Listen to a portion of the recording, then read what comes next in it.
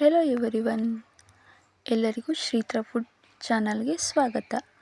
ಬನ್ನಿ ಇವತ್ತಿನ ರೆಸಿಪಿನ ಶುರು ಮಾಡೋಣ.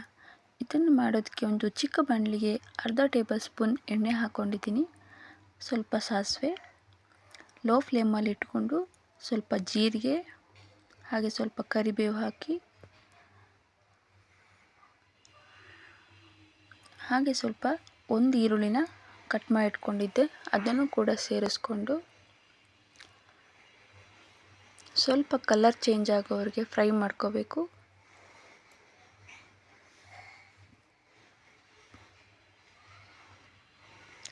ಹಾಗೆ ಈರುಳ್ಳಿ ಫ್ರೈ ಮಾಡ್ಕೊಳ್ಳೋವಾಗಲೇ ಸ್ವಲ್ಪ ರುಚಿಗೆ ತಕ್ಕಷ್ಟು ಉಪ್ಪನ್ನು ಸೇರಿಸ್ಕೊಂಡ್ರೆ ಈರುಳ್ಳಿನೂ ಕೂಡ ಬೇಗ ಫ್ರೈ ಆಗುತ್ತೆ.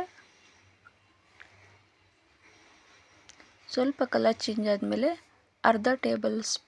ಅರ್ಧ ಟೀ ಸ್ಪೂನಷ್ಟು ಖಾರದ ಪುಡಿನ ಸೇರಿಸ್ಕೊಂಡು ಅದನ್ನು ಕೂಡ ಒಂದು 2 ನಿಮಿಷ ಫ್ರೈ ಮಾಡ್ಕೊಬೇಕು.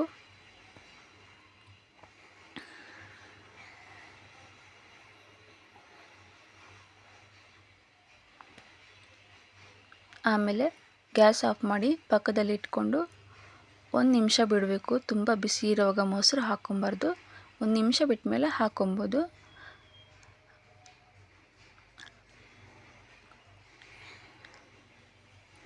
ಈಗ ಮೊಸರನ್ನ ಸೇರಿಸ್ಕೊಂಡು ಚೆನ್ನಾಗಿ ಮಿಕ್ಸ್ ಮಾಡಿಕೊಂಡ್ರೆ ಮೊಸರು ಒಗ್ಗರಣೆ ರೆಡಿ. ಈ ರೆಸಿಪಿನ 5 ನಿಮಿಷದಲ್ಲಿ ಮಾಡ್ಕೋಬೋದು. ಇವತ್ತೇ ಟ್ರೈ ಮಾಡಿಬಿಟ್ಟು ಹೇಗಿತ್ತು ಅಂತ ಕಮೆಂಟ್ ಮಾಡಿ.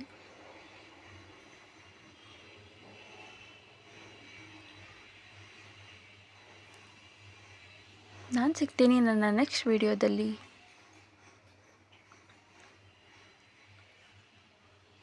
Thank you.